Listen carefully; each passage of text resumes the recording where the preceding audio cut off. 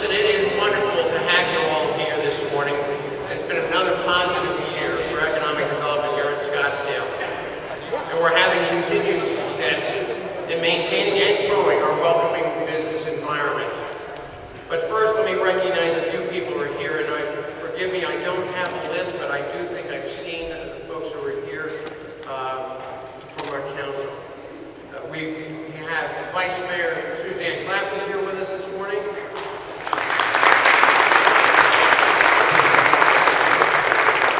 Councilman Phillips here with us this morning. Councilwoman Littlefield's here with us this morning. Councilman Smith is here. I don't know exactly where he is right there. And of course, pardon me if I've missed anybody, but we also have Councilwoman Virginia Cordy, who's here to tell you more. Who'll be telling us more about the miraculous advancements in redevelopment along the McDowell corridor and downtown Scottsdale.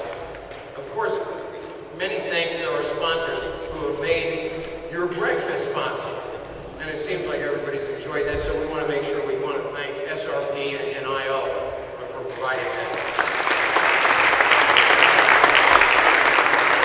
In addition, Salt River Project has been a supporter of a number of economic development initiatives throughout the year, such as a small business training program and the joint marketing campaign at Scottsdale Airport. SRP's products and services are vital to business, as you can probably imagine.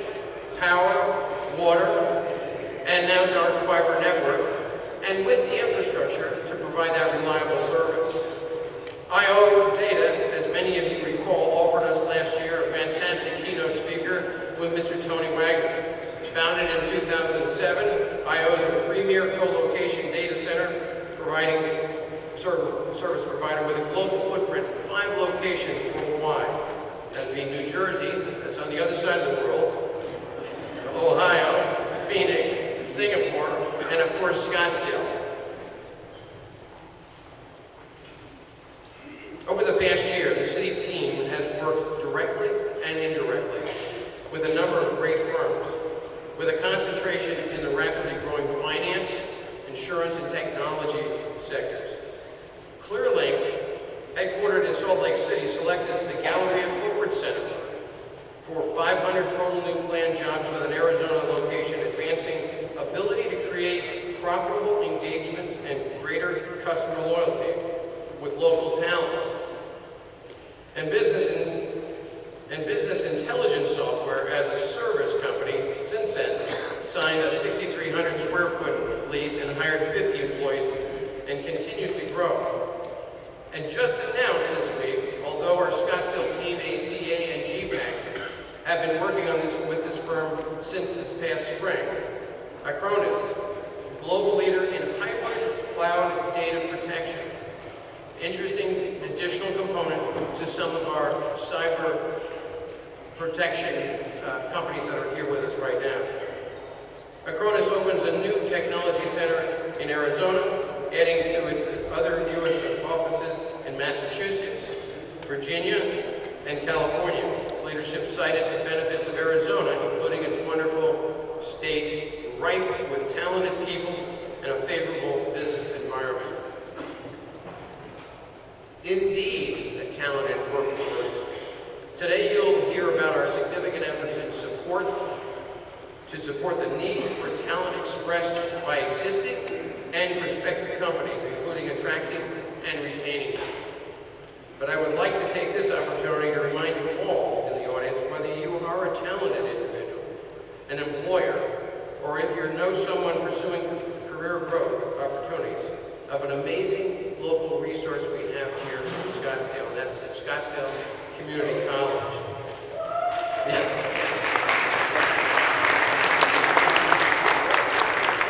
Like that. Not only do they have one of the most unique and coolest mascots around, the Fighting Artichoke, there's a bit of history there. They offer over 150 degrees and certificates and flexible scheduling for adult learners. It's ranked the 4th best best community college in the United States by Smart Asset.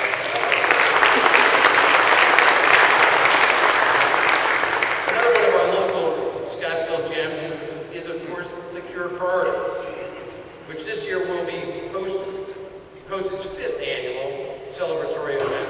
It was recently featured in an article by Site Selection magazine titled Scottsdale, the Cure for the Common City. The success of that annual program has allowed us to host a program last February featuring keynote speaker Lisa Clark, the executive director of the Mayo Clinic's Destination Medical Center agency in Rochester, Minnesota, to describe their creative approach. She described their creative approach to economic diversity and shed light on medical tourism strategies. This year, I'm pleased to announce Cure Corridor's keynote speaker, Andrew Missel, a futurist and catalyst in biological technologies, helping industry academics and authorities better understand the rapid changes happening in the sciences. He's a distinguished researcher with Autodesk Inc. in their San Francisco-based life sciences group, which is creating software tools for molecular and living systems. He's also the co-founder of the Human Genomics, which is developing virus-based therapies for cancer. Something that we're well in tune with here in Scottsdale. The efforts are already in place as well. Medical tourism is one of the many reasons visitors to the tune of some 9 million or more visit Scottsdale every year.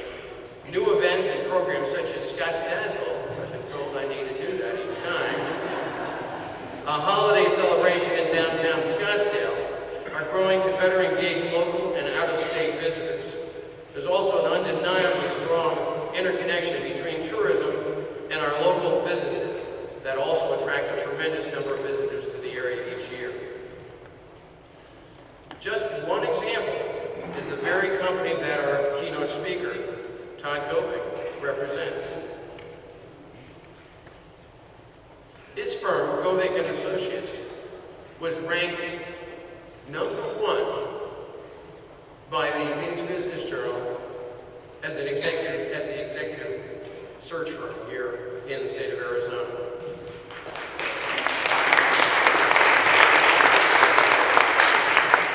And in the course of their business model, they engage a number of their clients and even their candidates here in Scottsdale, bring them to Scottsdale for that process. It provides a great opportunity for us to have some new introductions in both the business and on the tourism side of things. Scottsdale is indeed thriving, and a great deal of revitalization and investment has occurred, or is planned, or in process, for South Scottsdale, from downtown through the McDowell corridor. To tell you more about this today is Councilwoman Regina Cordy, who is somewhat of an expert in the area, with an extensive background in business and nonprofit management. She joined her family business, Ray Cordy Chevrolet. I'm sure there's people in the room that remember Ray Cordy Chevrolet, and maybe that young lady who was on the TV advertising you very frequently, which was located at McDowell Corridor, to work with and learn from her father, where served various roles in that company for many years, before selling the dealership in 1988 to take on a number of nonprofit management roles in Scottsdale. She currently serves as a member of the board of the Arizona Town Hall and Business United for Scottsdale Schools. So please help me welcome my council colleague, Regina Cordy, here to speak today.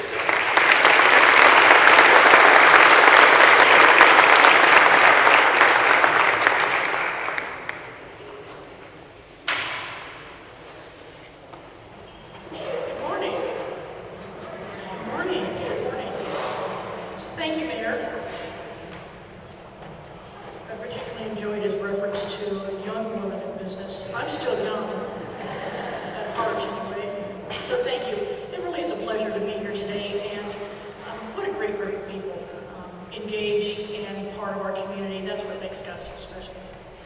So I'm going to spend some time today talking about what I think is one of the biggest success stories in Scottsdale, and that's the rise and the resurgence of the entire southern part of our city. Before I was elected to council the first time, I heard concerns from many residents and businesses about downtown and the McDowell Road corridor. People wanted, among other things, more retail options and were worried about the potential for blight that the loss of the car dealerships in the area would bring.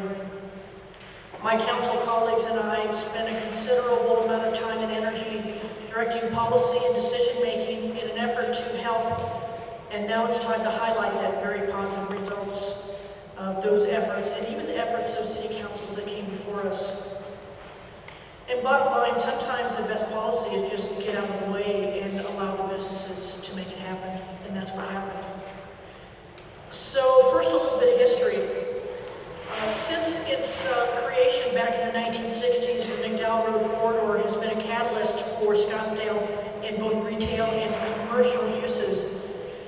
First with the opening of Frontier Town Plaza, which is now Papico Plaza, Madison Chevrolet, which became Ray Cordy Chevrolet in 1970, and I hear that was a really good, reputable family that ran that dealership.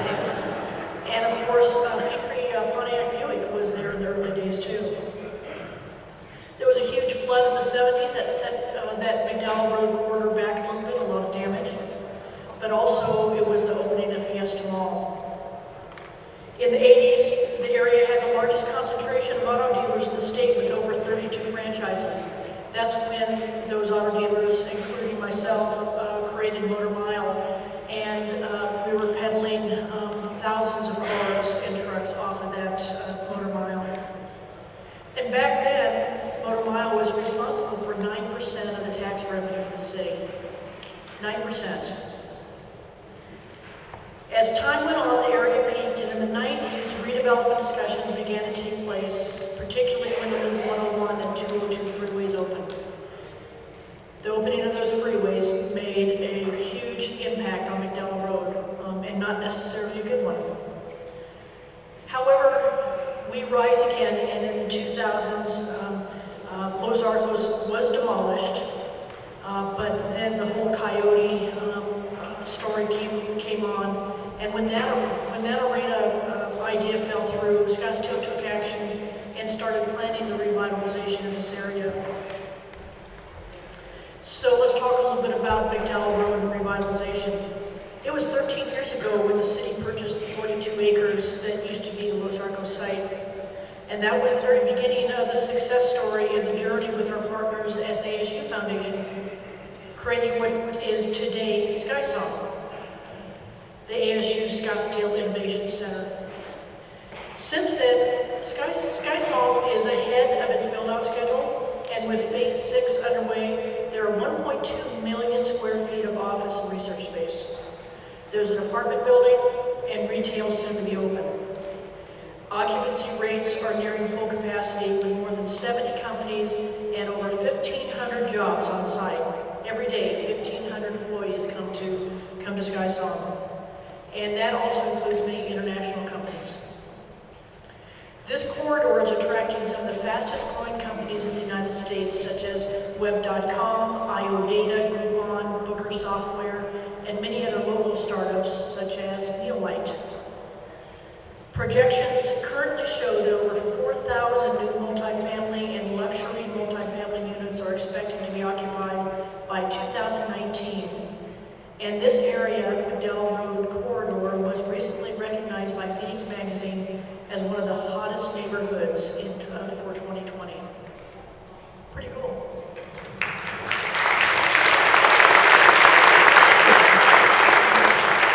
I've been on record for a long time as saying that more residents in the area would help McDowell Road corridor spur economic development.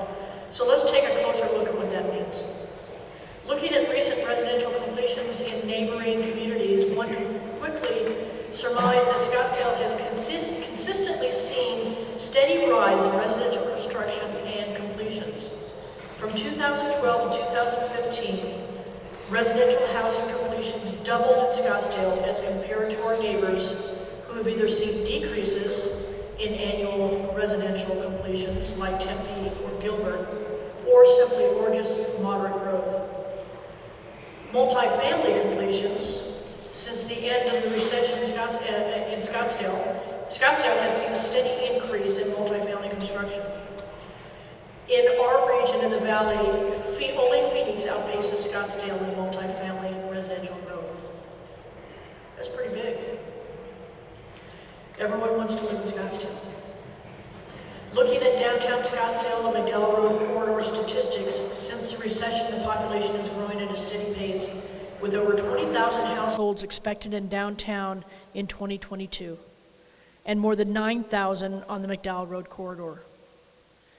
Average single-family home resale prices in downtown Scottsdale and the corridor are estimated at $412,000 in downtown and $323,000 on the McDowell Road, with average multifamily rental rates at $1,700 in downtown and $1,500 on the corridor. So one thing that sets the McDowell Road corridor apart from downtown is the difference in our owner-occupied housing units versus renter-occupied housing units.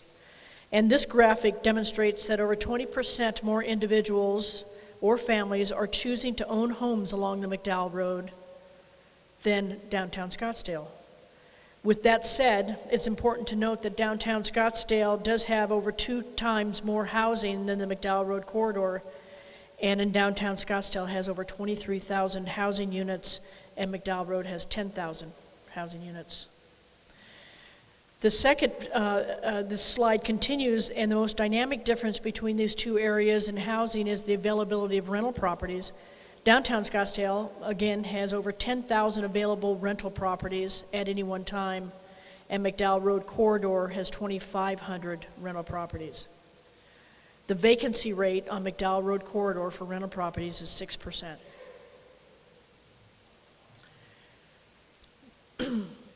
Something to remember when we look at the changes that have happened along McDowell Road corridor is that with the resurgence of this area, it really has started to impact the families that are located in both areas. As of July 2017, average household incomes in downtown Scottsdale are approximately $73,000, and in the McDowell Road corridor, average household income is $85,000. That's a huge increase from what it was approximately 5-7 years ago. The average household income in McDowell Road area was in the $55,000 range. Many factors have influenced this growth in these two areas of Scottsdale.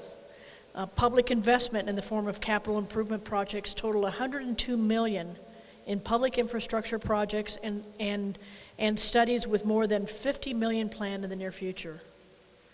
The vacancy rate for commercial office on McDowell Road, the vacancy rate today is approximately 21%, but that's because Phase 6 has just come online. It's usually around 7%. The average lease rate is $26.66 per square foot. As a result of these investments and market factors since 2011, single-family resale values in the McDowell Road and downtown area have doubled in the area, doubled in the last 5 years. And I think people that live down there know that very well. So in summary, since the recession, downtown Scottsdale has become a burgeoning tech hub with companies like Weebly and ZocDoc and Yelp, Digital, Airstrike, and many more choosing to expand or locate here. I remember back in 2002 when I was president and CEO of the Scottsdale Area Chamber of Commerce and walking through the northeast section of our downtown, what is now the entertainment district, and I had to dodge tumbleweeds blowing down the streets and walked past one boarded up building after another. It was a ghost town. It was described as a ghost town by our media, but none of us ever saw the ghosts. Today, over 23,500 people are employed in downtown Scottsdale, with a 3.6% increase in jobs documented from 2015 to 16. 23,500. In 2016, more than 3,300 people called downtown Scottsdale home with a median age of 40.9 years of age. And these numbers really illustrate the renaissance of our downtown. So let's talk a little bit about downtown activation and how that improves downtown, the quality of life, and makes it a 24/7 living environment. The city's effort to activate the area and create a vibrant central core have increased exponentially. This fiscal year, the city will invest $2.6 million in events, activations, and promotions of downtown Scottsdale. That includes Scottsdale Dazzle. And this does not even include an additional $10.9 million being invested in capital improvement projects throughout our downtown. The city and its residents often benefit from events held in Scottsdale throughout increased cultural opportunities, recreational activities, but particularly the economic activity and the value that that brings to our quality of life. Regarding marketing, the city is for the first time in a long time, the city is currently working on a comprehensive downtown marketing plan in an effort to attract the greater Phoenix area as well as our out-of-town visitors to what is a very desirable and charming downtown. We will be seeing the results of that effort next month with a brand launch, and it's been way too long since downtown had this much energy dedicated to attracting additional people, and I have no doubt that this is going to move the needle. The future of downtown, we are looking forward to a tourism-related economic feasibility study related to downtown, and it's due out in the next month or so. Unlike the branding effort, this one is focused on defining the steps that will maximize economic performance through creating a healthy, desirable, and vibrant downtown. Without a healthy, desirable, vibrant downtown, we don't have a city. Downtown is key.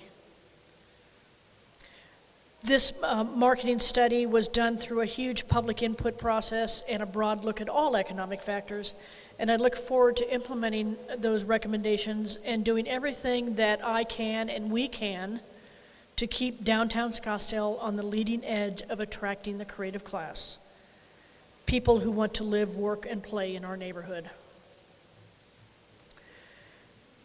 Hospitality industry is doing their part. The downtown is seeing wonderful increases. Did you know that there are 17 hotel properties which account for 28% of Scottsdale's rooms right in downtown? Although the vacancy rates have been pretty steady at about 70% year over year, the room rates are up over 4% since last year. And downtown Scottsdale continues to be a hub of activity in the development community. From our infamous Scottsdale Fashion Square Mall, which continues to defy the odds, demonstrating to retailers that with the right concept and an agile and adept retail developer, a regional mall can still be a draw. When it first opened in 1961, Scottsdale Fashion Square was an open-air center that featured Goldwater's on one side and just a handful of specialty shops. And raise your hand if you shopped at Goldwater's. There we go.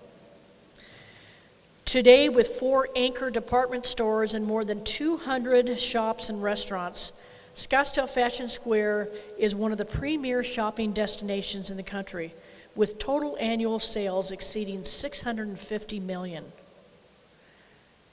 From 2012 to 2015, this property contributed nearly $50 million in sales tax revenue to the city. $50 million. And that's about 7 to 8% of our total tax revenue.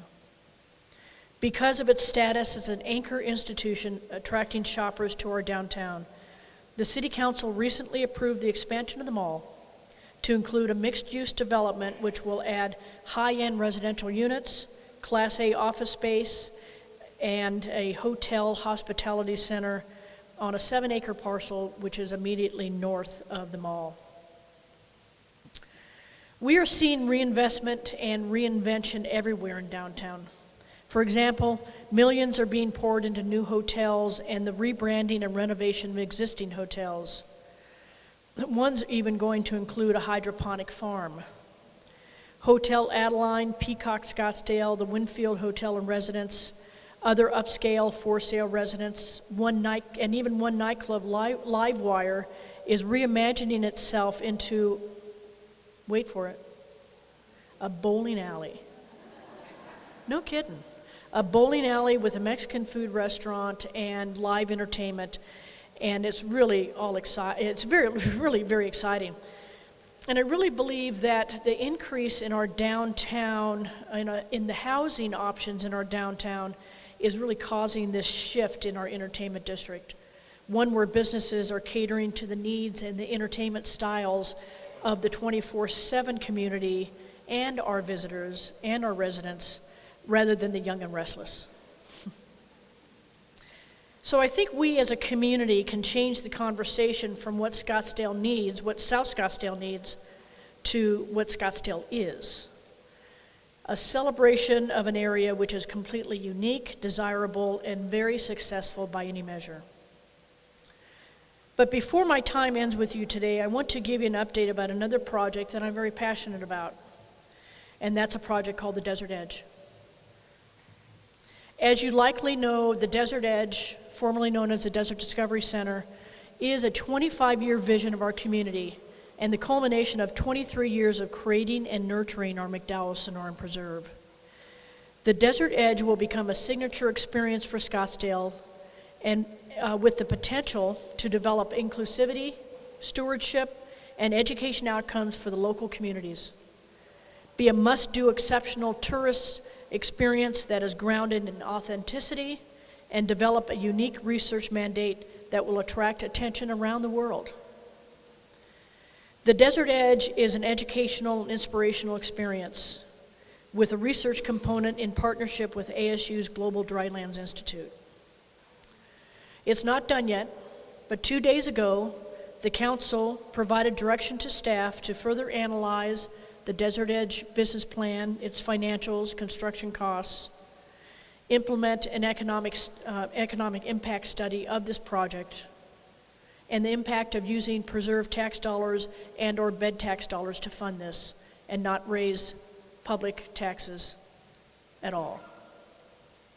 Additionally, council asked staff to come back with possible ballot language, which included a broad spectrum of ideas, as you can only imagine, with 7 individuals around the table, from authorizing the use of preserved dollars for maintenance and operations to including some language in the upcoming general plan restricting construction in the preserve. So stay tuned. There's more to come on that. So thanks so much for your time today. And now I am honored to introduce Danielle Casey. Danielle joined the city in 2013. Before that, she was assistant town manager of the town of Maricopa. In her 3+ years with our city, Danielle and her team leads have won multiple awards from various economic development associations and really are doing a terrific job at business attraction, expansion, and retention. So please help me welcome Danielle Casey.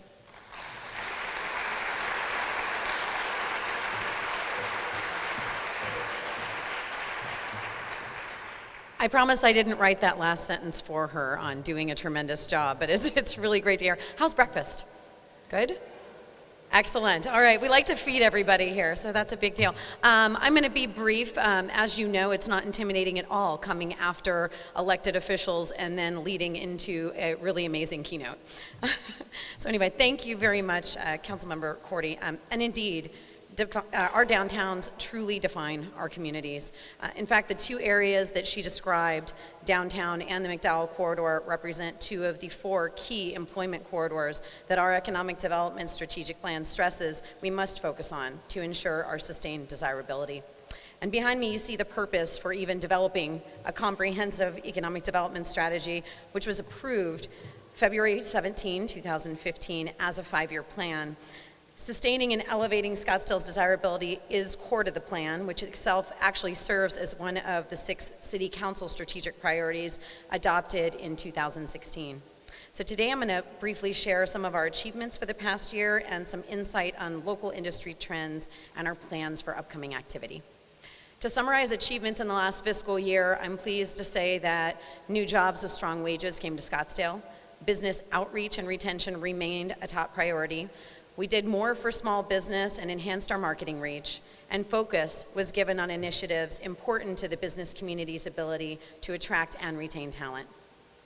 Last year, the team documented material influence in the attraction, retention, or expansion of 14 unique businesses, representing over 1,000 net new jobs in the first 12 months of operation, with an average wage of $62,744, and over 5 years, more than 1,600 jobs.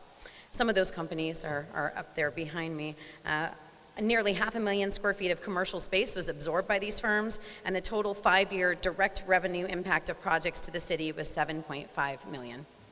Since the approval of the strategic plan, we've added up an estimated $16.2 million 5-year direct economic impact, more than 2,500 new jobs in the first 12 months of operation, and probably close to 250 business retention visits at this point. So I'd like to point out that our industry employment trends since 2012 have been quite significant.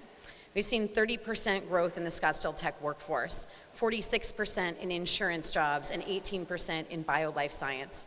In year-over-year comparisons, when you think about our commercial space, retail and industrial vacancy rates have increased slightly, although in comparison to the greater Phoenix region, still maintains a lower vacancy rate for office and industrial, and is about the same for retail.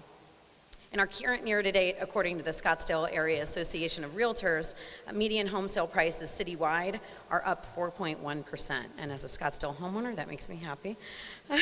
While millions of visitors come to Scottsdale to experience the best in art, sports, special events, and the natural beauty, of course, of the Sonoran Desert, people stay for even more reasons, and business is one of them. The rising millennial workforce is demanding unique environments tailored to active and engaged lifestyles, while corporate climate advantages are steering growing companies to Scottsdale. In the last few years, firms such as Yelp, Weebly, Indeed, JDA Software, Acronis, which we mentioned today, and GoDaddy have expanded their footprints and embraced Arizona as a corporate location of choice. Our top-performing schools, rich cultural amenities, and unique recreational opportunities creatively blend together to inspire this sophisticated lifestyle for families and business. Companies and their employees also still enjoy a lower cost of living overall in the Valley, coupled with high quality of life in Scottsdale.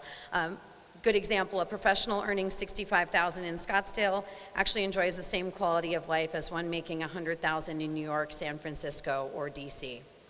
So it's no wonder, according to economic modeling specialists' 2017 Talent Attraction Scorecard, that Maricopa County is actually ranked #1 of all the large counties in the U.S. for attracting and developing talent, with 9% growth for talent in ages 25 plus and associate's degrees or higher. So in discussing methodology for ranking the communities, the report actually notes that part of the answer lies in the local leadership in these communities. Part of it lies in the quality of life they have fostered. I think we all know a little bit about that in Scottsdale. So one approach that we've taken to assist new and existing companies with talent attraction efforts is scottsdalesites.com. If you haven't checked this out, please do. It's a unique web-based mapping tool. It allows users at no cost to access powerful information for research and market analytics. This is great for small businesses up to large firms exploring the area. We have size, use, cost of properties, demographic reports, consumer spending, detailed business data, and this is all by radius or drive time. We've also added some dynamic mapping capabilities with local layers. So on top of all of this, you can see our trolley routes, our school information, downtown parking structures, and even historic properties. This year, it was enhanced with adding those amenities and then adding even more like bike paths and public transit.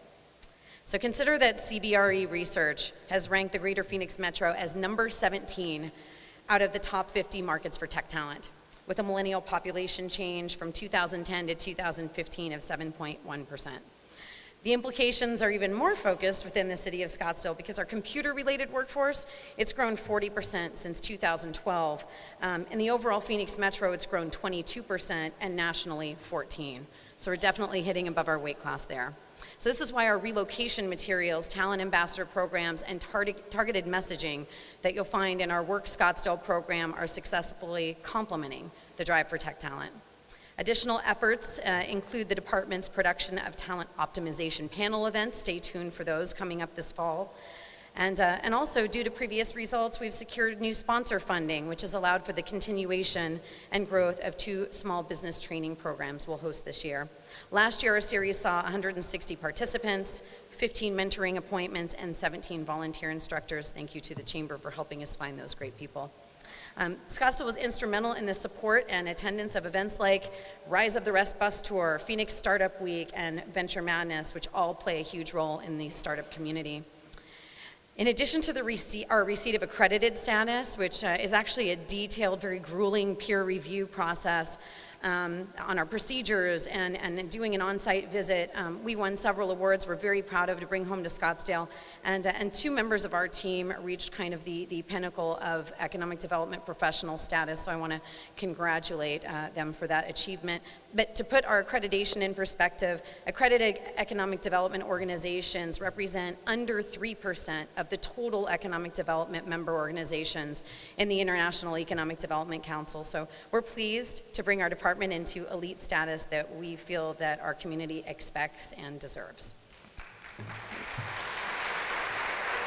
So, thank you. So with all of this, next fiscal year is already started. We're well into our first quarter. We start July 1. So we're going to begin leveraging to an even greater extent the expertise of regional partners, the Greater Phoenix Economic Council and its private membership to explore ways to encourage reinvestment in employment centers like the Air Park. It's going to help us respond more competitively to new leads, and we're also going to be focusing on growing our own internal leads pipeline to a greater extent. We're exploring tools and programs for small and downtown business in concert with the completion of the downtown feasibility study that Councilmember Cordy mentioned. And we're also going to collaborate with ASU on ways to help attract our alumni back home to work at Scottsdale companies. So with great success as an employment center that is attracting creative talent in the area, we've also been working to enhance the parking experience in downtown. So while partnering with our transportation department, our director who is here today, a parking management enhancement solicitation is nearly complete. It's going to leverage new technology like sensors in parking spaces and cameras to provide real-time data to visitors as well as to our enforcement officers. This does not include paid parking, so just say that softly. This is a way to maximize the resource we have. So please stay tuned for updates on that in the next 90 days or so. To learn more about all of this, please check out our choosescottsdale.com website. But I want to make sure to invite you to a great event we've got coming up since downtown's a big topic today. We're having a downtown small business gathering on October 18. This is actually a chamber event in partnership with our economic development department. And we already have, I was just told, 89 plus registrants for this event. So we'd really like to hit 150 if you can help out with that. We'll be sharing information there on economic development and chamber programs benefiting small business, such as a new video promotion program that the chamber is funding that's going to help create better visibility on our small businesses and get them some PR. So finally, speaking of partnerships, our efforts are only a small portion of the economic development work that occurs. I want to thank the Scottsdale Area Chamber of Commerce, the Greater Phoenix Economic Council, the Arizona Commerce Authority that I know is here with us today, and many other organizations like the Canada-Arizona Business Council, Arizona Bioindustry Association, and the Arizona Technology Council, and many more. So finally, for any of you that are wondering if I'm going to tell you where the new Amazon H2 is going, no. I'm not telling you, and I don't know what any of the communities in Arizona are going to be offering, Jeff, but as food for thought, I do want to share with you a comment, not from me, but from Richard Florida. If you're familiar with the renowned American urban studies theorist, I had the privilege of hearing him speak last week to 1,300 economic developers, myself included, and he made a comment about this big thing that is the Amazon H2 announcement and solicitation. And he said, instead of creating a bidding war that has at least 100 cities or more competing and in a tizzy trying to produce incentives, wouldn't it be amazing if the company instead made a pledge to find the right location for its operations and give back to and invest in the community instead of taking incentives, specifically in the area of workforce and talent attraction. So, thought that was really interesting. And so for some insight as to why this statement is so relevant from a workforce perspective, I am extremely excited to turn this attention over to our keynote speaker, who's an expert both in the Scottsdale market as well as in the area of talent recruitment. Todd Govig is the president and CEO of Govig and Associates, which is an executive search firm based out of Scottsdale, Arizona, just up the street from where we sit today. He's a second-generation owner of the firm, founded in 1978 by his parents, Dick and Jan Govig, who are with us today. Thank you so much for joining us. Todd joined the business in 1987 and worked at a desk for 7 years before growing the business to being one of the largest in the history of Management Recruiters International. He is also the current chairman of the AZ Gold chapter of Young Presidents Organization. The results of the company speak for themselves. As the mayor mentioned, it won many awards and Office of the Year 3 times, and has also been declared Office of the Decade in 2010. Govig and Associates has been a Best Places to Work Arizona every year since 2007. Having the opportunity to tour their new downtown Scottsdale offices recently, I can certainly see why. Please welcome me in joining Mr. Govig.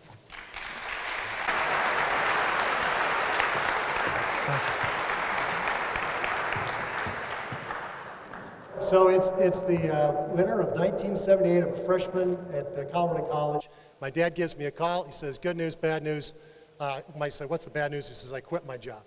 So my dad had run large manufacturing plants for people around the country, and this company had lost money and had a huge union problem. We found out later why they had a huge union problem. The owner was really a bad guy. So my dad literally one day after turning around, get him back in shape, he role-played that song that David Allan Coe wrote in 1977, recorded first in 1978, called Take This Job and Shove It, right? So, he literally walked out one day, and I said, well, that's great, Dad. I said, what's next? He said, well, your mom and I have always wanted to have our own business, and we're going to go travel the country and look for a business and a place to start our own venture. So I said, well, that's great. I said, what could possibly be the bad news? My dad said, son, you are on your own. Now, my dad has always been known as being a little bit sly like a fox, and I'm not so sure if it was on purpose or not, but it was extremely convenient to be unemployed, starting a new business with no income when you have one kid at college and the second one about to go to Duke University. So they were very generous. We got good financial help. But if you think we took advantage of the educational system, my beautiful wife and I have 6 children, 5 of whom are in college or beyond. And if you have kids in school, you know I've given more than my pint of blood to our educational system. So they've gotten even with us. But so the question for next was, they traveled the country, looked at different businesses, decided to buy a franchise for Management Recruiters International based out of Cleveland. They had 3 locations to pick from. The first was San Diego, Austin, Texas, and Scottsdale, Arizona. So 3 great locations, and it really for us became an easy decision, because one of the things my dad learned, being in the corporate world and running so many plants as he had, was that at the end of the day, it really does come down to your people.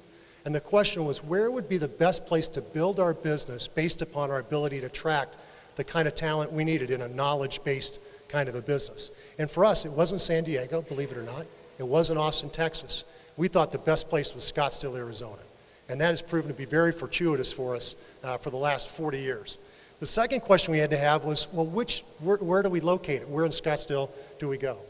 And we started off in what was the 6900 Camelback building. You probably recognize that. At the time, that was the Arizona Bank building. It was by clearly the premier office space in Scottsdale at the time. It was expensive office space. Everybody thought we were crazy to locate there because of the expense.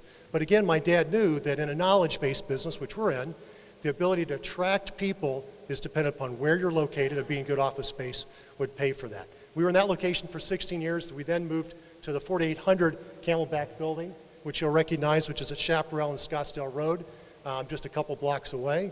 We were there for 16 years, and then we just recently moved to the building on 7150 Camelback, which you'll recognize. This is on the northwest corner of Camelback and Scottsdale Road on Fashion Square. For those of you that have been around a while, the old University Club used to be in that building. We took over that space, gutted it, made it a really cutting-edge, attractive kind of space to attract the kind of people we're trying to attract to the business. So we've consistently, over 40 years, made a commitment to Scottsdale to be based here. We think it has been a competitive advantage and has allowed us to grow our business and attract the kind of people that we can. And I'll get into that a little bit more. So the question I always ask when I come to one of these things is, all right, is this going to be worth my time? And the measure of that for me is based on 2 things. One, do I come out with some information I didn't have before that I can use moving forward?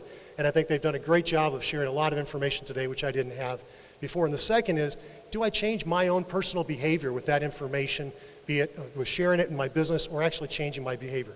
So that's how I'm hoping you can judge me today, and we'll see if we can accomplish that. So there's three things I'm hoping that you walk out of here with today. First of all, I want to burn in your brains the number 10,000, and I'm going to come back to that in a second. Secondly, I want to give you some information that I use when I'm mentoring young people about their careers that you can either use in your own career or with your kids or grandkids or people that you might be mentoring in their careers. And third, I want to reinforce why Scottsdale is a competitive place to live, work, and play, and why it's an advantage for all of us here in this room. So let me start off with the first, the 10,000. So we're in the executive search business. We place people in senior executive roles, mid-level executive roles across the country in a variety of industries. About 20% of our business is local, the rest is national, a little bit international. This is the conversation I have with presidents, CEOs on a daily basis, because they want to know what's your read of the world as it relates to hiring. Here's my read of the world after 30 years as an executive recruiter, 40 years as my family being in business. I think we're about to enter a war for talent like we've never seen. And it's going to cut across every discipline, every title, every industry, and those that don't position themselves to play and win are going to get hurt. So what's my grounding for that? Pure and simple, it's the baby boomers.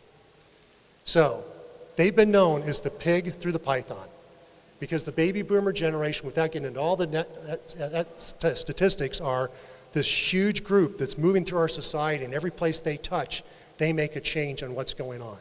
And here's the challenge. They're starting to retire. And they're starting to retire at the rate of 10,000 a day. So here's a graph. You don't need to get into the details of it, but it outlines the red is the baby boomers. And you can see leading up to that, there weren't as many people, and after that, it drops a little bit. So they're retiring at the rate of 10,000 people a day. That's the number I want to burn in your brain. And when I first heard that number, I went, yeah, that's just some politician saying that. I don't know what that means. Then I did the math. Baby boomers, 46 to 1964, 76 million people, that's 19 years. 19 goes into 76 million 4 million times. Divide that by 365 days a year, that's a little over 10,000 people a day. Once I did the math, I went, holy cow, it really is 10,000 people a day. That's a mind-numbing number. And then I had a CEO ask me, well, he goes, well, that's good, but what was it before? Give me context. If you take the silent generation, the generation before us, and do the same math, it works out to about 6,000 to 7,000 people a day were retired out of that generation. So we're going from 6 to 7 to 10,000 that actually grows to 12,000 by the year 2028 that are going to be retiring. And those companies that ignore that do so at their own peril. So I'll give you an example. I was hiking the Grand Canyon a couple years ago with my good friend of mine, Bob Smith, who at the time was Senior Vice President, Chief Technology Officer for Honeywell Aerospace here in town. And the entire way down, all Bob could talk about was the shortage of talent. Because the issue is not just that there's not enough people to fill all those openings. There's not enough people with the experience to fill those roles. And that was Bob's narrative. Bob said all the way down, he said, look, what we do is so complicated, it takes 20 years to learn how to program, commercial airlines avionics. He said, it's really complex. He said, I just can't hire a kid off the college campus and put him in the job and do that. And he said, the problem we have as an industry, there's not enough to go around. They're all 50 to 65. They're retiring. And all we're doing is pile shifting them around the aerospace industry, but it's not solving our problem. And he didn't have an easy solution to it. So when I talk to CEOs, they say, well, Todd, what's the solution? And I kind of look back at them, I go, got bad news for you, there's not one. And they go, well, that's not very helpful. And I say, well, you ask what's the solution, and that's what we're used to thinking of. That's a singular question. What's the single solution? There's not one single solution. The challenge for companies today is they have to do it all well. It used to be, every company I've ever talked to, they'll say their people are their number one asset, but I'm going to tell you, by behavior, they don't move that way. Why do I say that? Because for 40 years, my family has made a living taking people from one place to another and placing them, not because of money. It's always because they don't feel rewarded and appreciated where they work. And companies have been able to get away with that because the labor pool is big enough you can do it.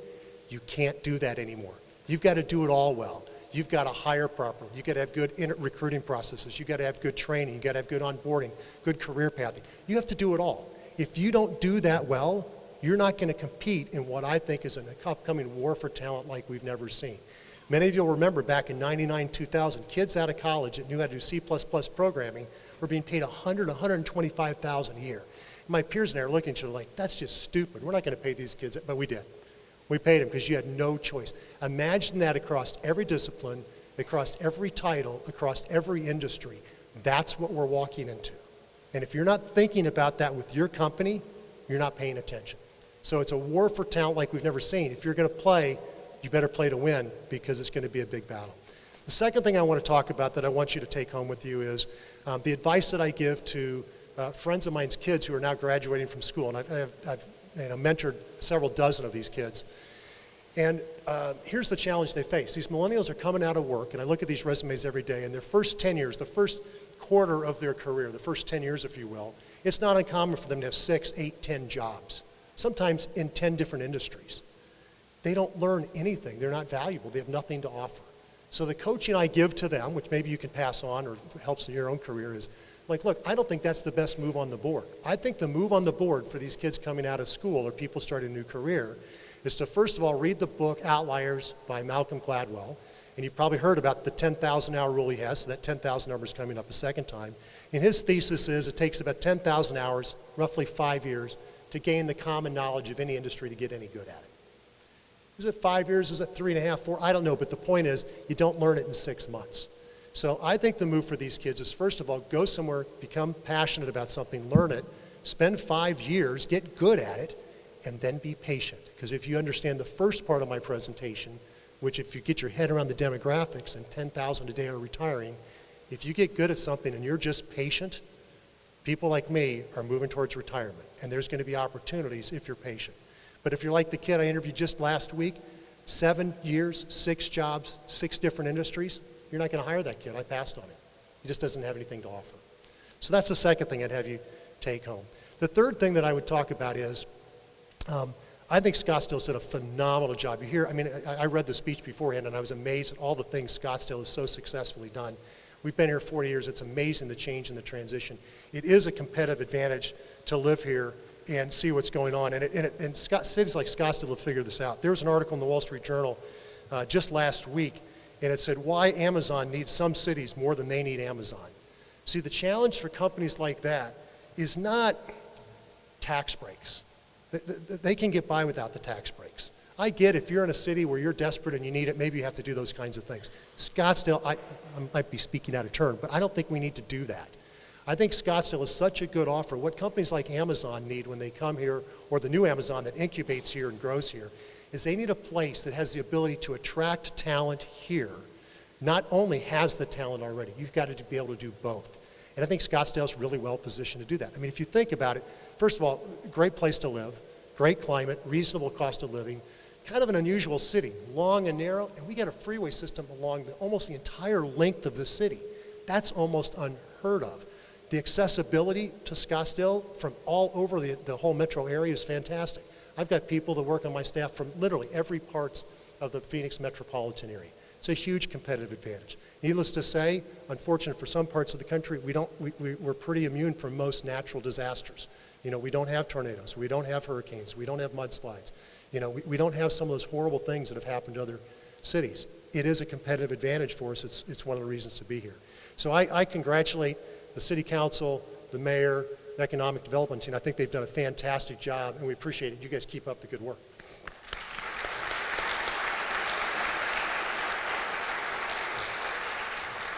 In closing, I want to share a story to help remind you. I think we easily forget that we live in such a great place. We just live in it every day, and we just kind of forget how fantastic this place is. So, as Danielle mentioned, I'm currently chairman of Young Presidents Organization, the Arizona Gold Chapter. The Gold Chapter means that I'm no longer young. They kicked me out, and now we're the over 50 crowd. But we have about 150 members. It's an international group, and 2.5 years ago, they asked myself and the previous chairman to attend an international conference in Melbourne, Australia, to learn how to lead that organization and do that job. So we were thrilled, and my first thought was Australia. And the thought that came to my mind is Greg Norman, one of my heroes. I love following that guy. He was a great golfer, you know, the shark. So we grab our golf bags. We're going to Australia to do a golfing vacation on top of going to this thing. We play Royal Melbourne. We play Yarra Yarra. We play Kingston Heath. You know, two of the top courses in the entire country. Had a fantastic time. They're fun courses. They're kind of sporty. That's a picture of one of them. It's a little hard to see. And this is the second picture with my friend Bo Lane, who's president of Lane Terra Lever here in town. And we had a fantastic time. And when I came back, a friend of mine said, hey, I'm thinking of doing a golf vacation, but I'm thinking of doing something different. I'm thinking of going to Australia. And I said, you know, if you're going to go to Australia, I'd go do the things that you can only do in Australia, like surf, you know, go to the Great Barrier Reef and go diving and those kinds of things. So the golf courses are fine, but we're a little spoiled. We live in Scottsdale, Arizona, and, you know, the courses are absolutely meticulously maintained. And he said, yeah, but it's Greg Norman. And I go, yeah. I got that story, right? Me too. I said, so let me ask you this. I said, let me put it in context. I said, are you a snow skier? He said, yeah. And I said, well, you know, if you were a snow skier, going to Australia on a golfing vacation, when you live in Scottsdale, Arizona, with the amazing number of phenomenal golf courses we have, would be the equivalent if you lived in Vail, Colorado, and you decided to take your family on a ski vacation to Michigan. So needless to say, he took his scuba gear, he dived the Great Barrier Reef, he dove with the sharks, he had a fantastic time. He did play around the golf while he was there, but afterwards he says, you're right, we live in a really special place. Let's not forget it. We're very blessed to live here, and I know I'm singing to the crowd, but it's a blessing to live in Scottsdale and live, work, and play here. Thank you very much for your time.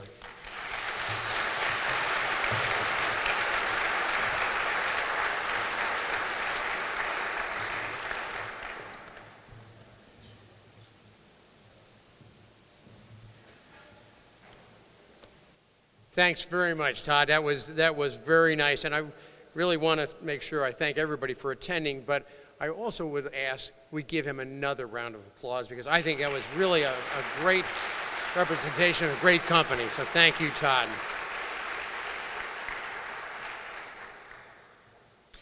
You know, that great work environment is one of those outstanding features that we like to think about for all of our companies, and the folks that are privileged here to live, work, and thrive here in Scottsdale, and certainly it's a great add to the entire thing, our entire experience here in Scottsdale. And finally, I'd like to thank the staff that organized the breakfast. Oh, I'm sorry, before I say another word, I want to say that I had a little bit of faux pas in the beginning, and I missed Councilwoman Milhaven, who's here with us as well today. And State Senator John Kavanaugh. Thank you, John, for being here with us as well.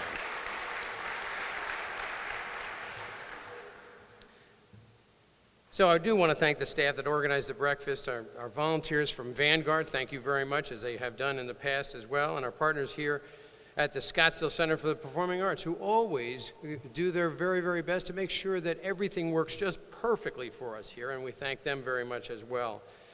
And of course, as I mentioned before, the meal you enjoyed could not have been made possible or could not have been possible without SRP and IO, and I think we had some folks from both those that actually cooked this meal. No, I'm kidding. So, thank them for that.